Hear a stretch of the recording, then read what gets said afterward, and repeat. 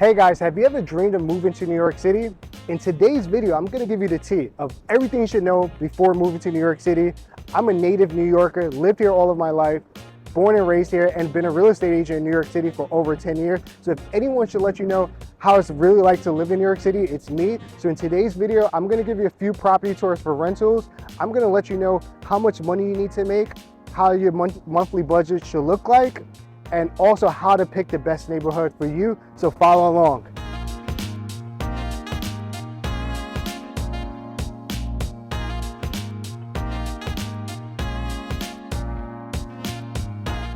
All right, so the first question you want to ask yourself before renting in New York City is how much money you're going to make, right? Most landlords are going to require you to make 40 times the rent. So for example, if you made $120,000, this is probably what you could get in New York City in this building. We're in a luxury building with amenities. This apartment is $3,000 and it's a studio.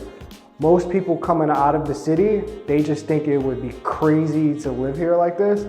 But what a lot of people don't realize, when they come from bigger spaces from different parts of the US, I find it that they actually are okay with living in a more condensed space.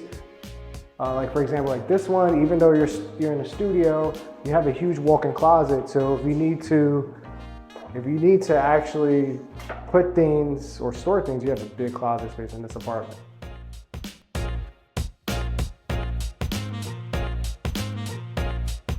So every building in New York City is not going to be a brand new building like this one. That's a luxury building with a doorman. You're also going to have buildings like across the street here, which is a rent stabilized building that's a walk up.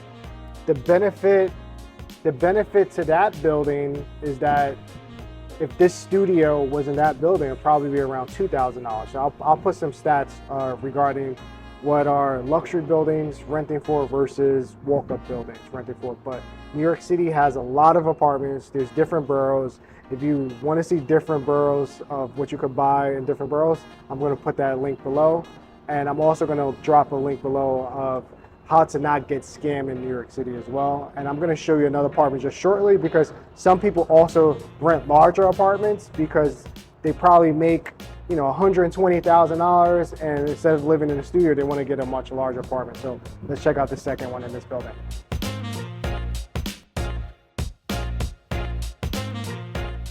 All right, so we're in a much larger apartment now. As you can see, this is the 2-bed, 2-bath. In this neighborhood, this would rent for around $6K. So instead of renting a studio, 2 people could rent this, right? If they want to be roommates, rent it out for $3,000 per month. And not only will they get a separate bedroom, but they'll get a much larger space.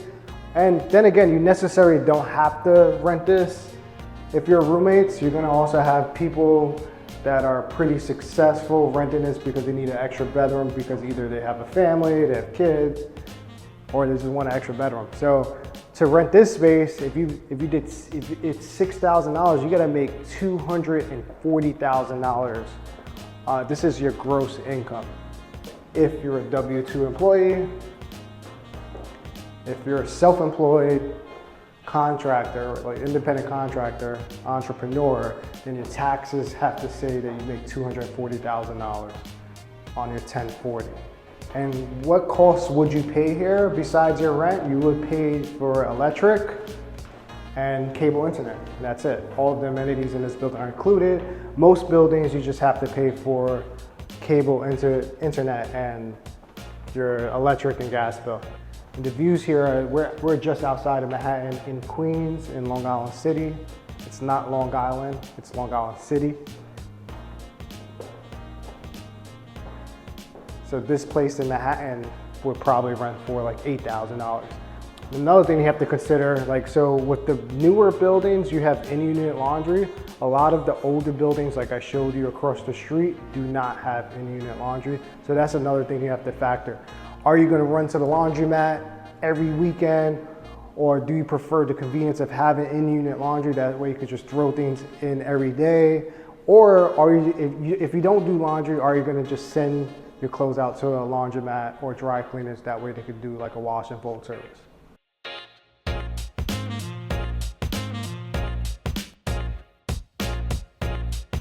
So we're here on this rooftop here.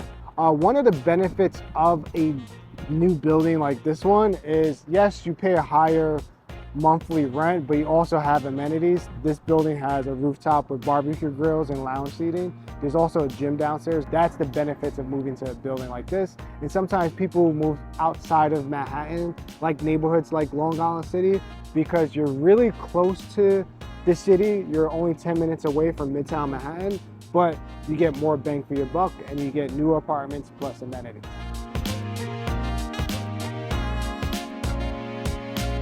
So we went over how much you need to make to rent an apartment, which is about 40 times the rent. Another thing you need to know, credit score, right? So landlords are gonna run your credit. Due to the 2019 Protection Act, Tenant Protection Act in New York, you are able to provide your own credit report, whether it's from your credit card company, Experian.com, or anything like that. Landlords are gonna look to see if you owe any other landlords back rent. So if you had any judgments against you from a landlord-tenant dispute, they're going to look for that. They're also going to look at your debt to income. So they're going to want to see, do you have high revolving balances on your credit cards? Do you owe any collections? Also, they're going to look for, do you owe any student loans or medical bills or things like that? So typically landlords want to see at least a 700 credit score. So this is a good tip if you're moving from outside of the US, from another country. So most landlords are going to want you to see that you have a US bank account. So definitely highly suggest that you open a US bank account. TD is a good option because they offer free bank accounts, but Chase is also a good option because the Chases are like bodegas in New York City. There's a Chase almost on every corner. So yes, you're going to need a bank account. Let's talk about costs to move into an apartment. Spoke about this in an earlier video. We're going to drop the video below. To move into an apartment, you need an application fee, which is $20 per month. If anyone tries to charge you more than $20 per month, it's probably a scam unless it's a management company. According to the 2019 Tenant Protection Act, no one can charge you more than $20 for a rental application fee. You're also going to need first month's rent, 1 month security, and a broker fee probably. Some buildings are no fee and they pay their broker if they're using one. And if you go to a leasing office in some luxury buildings, you don't have to pay any broker fee. If there is a broker fee, which a lot of cases there are a broker fee, especially for those walk-up buildings, a broker fee could be anywhere from 1 month to 15% of the annual rent, which comes out to about 1.8 months of rent. So your move-in cost could be anywhere from 2 months to 3.8 months. If you're moving from out of the country, or maybe you're a college graduate and you don't have any credit, you're probably gonna need a US guarantor. So a US guarantor is gonna be someone that is basically co-signing a lease for you. They're gonna need to make at least 80 times the rent. So just say on that 3,000 studio, they're gonna need to make at least $240,000 per year to be a guarantor. Plus they're gonna need to have good credit. If you don't have a US guarantor, there is an insurance company called the Guarantors that I always recommend tenants to use. They're great, they're very responsive.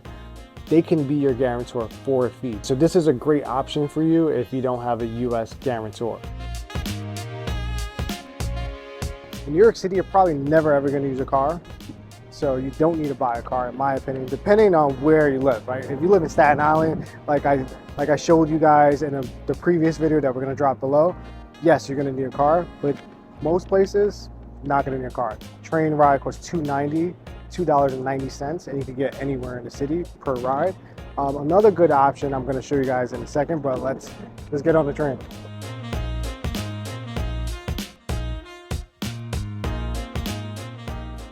So we don't use Metro cards anymore. We use the phone now to pay. And I think if you pay up to $30 per week, anything that exceeds $30, you don't have to, they're not gonna charge you anymore. So it's like a limited Metro card.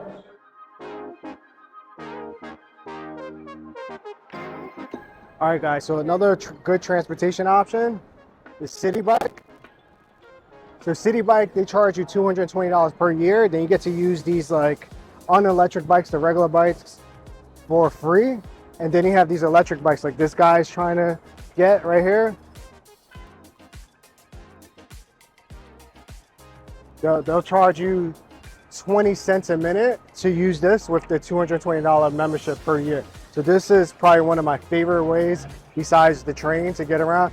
Then of course you have like Uber and Lyft. Uber, I mean, it's so expensive now. It took me to get to Brooklyn from Midtown Manhattan, which is a 30-minute ride with no tolls, it was about $50 yesterday. So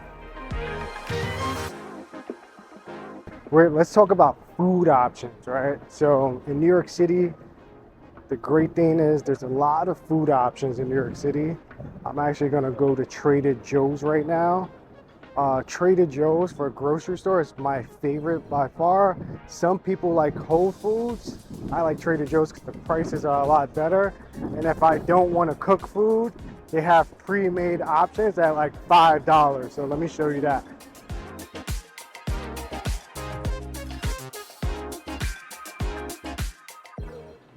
So this right here is by far one of my favorites. Only $5. And it takes 5 minutes to cook, and it's only 500 calories. I don't know if you can see it here. There you go, 540 calories.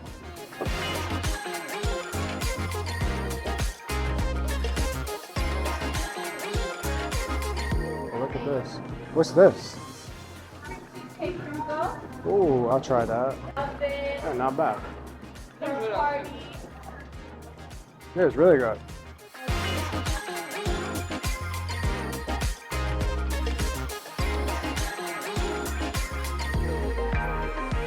Yeah, $19. Okay. So you got lunch, dessert, more snacks, and water. Thank you.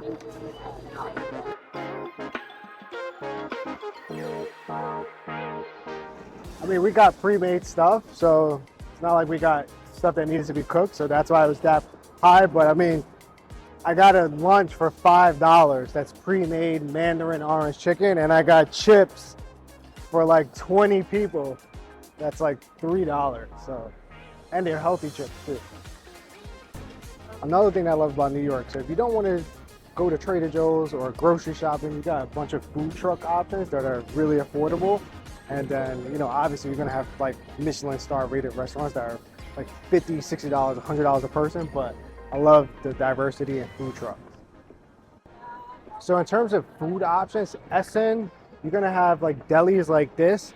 So they have a mix between like sandwich style and also like ready to go food. The ready to go food is really expensive. I want to say it's like $6 a pound, but the sandwich options are really good. So let me show you what it looks like inside.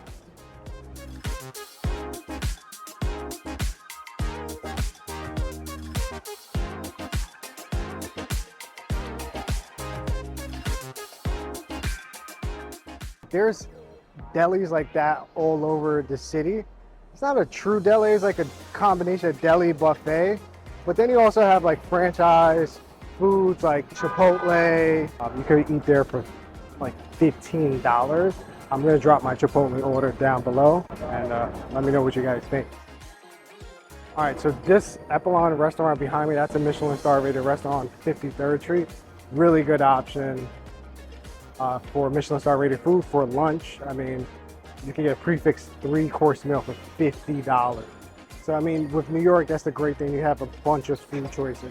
You could go really cheap and affordable like Trader Joe's and spend $5, or you can go to like Chipotle or Essen, spend mid-level pricing like $15 for a meal, or you could get really fancy and just ball out and get $50 to $100 a meal per person at like a Michelin star rated restaurant. So let me know where's your go-to place to eat in New York City.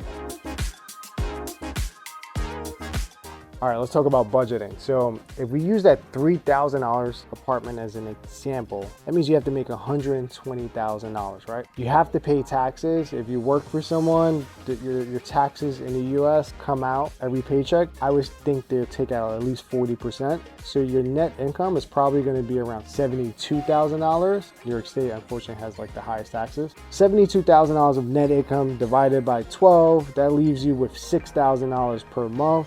That's it. You're left with $3,000 because $3,000 of your $6,000 net is going to rent. Let's call it maybe $200 for utilities and then at least $150 for cable and internet. Now you're left with $2,650. So $2,650. If you want that Equinox gym membership, I mean, that's gonna cost you anywhere from like $200 to $400. So say you get the $200 one, Now you're left with $24.50. You could also go to like a Blink memberships, I believe are around $100. We'll drop the link to Blink below. There's also good options like Rumble Boxing, Solid Core, those group classes, or you could just get some sneakers and just run for free. $24.50. Just say you go out and spend at least $400 per week. That's $1,200. So now you're left with $1,250. You got to save, right? You got to save at least 10%. So that $1,250 is now $600. I forgot your monthly metro. That's at least $130. Now we're left with $500. I didn't even talk about food. I forgot food actually. And if you also maybe get a $15 lunch, 15 times 5, yeah, that's $75. 75 times 4, so you're left with $200 now. So that's your monthly budget. So I forgot to answer this question. How do you know which neighborhood to pick? I'm back here in the office, so just wanted to wrap this up. This is like a week later from the other shots. So it's really just gonna come down to your budget first and how long are you willing to commute if you're going into the office. And if you're not going into the office, that's actually a good thing because then you have more options available and you can work from home. So hope that makes sense. Thank you guys for watching. Like this video, subscribe to this channel, and I'll see you guys next week.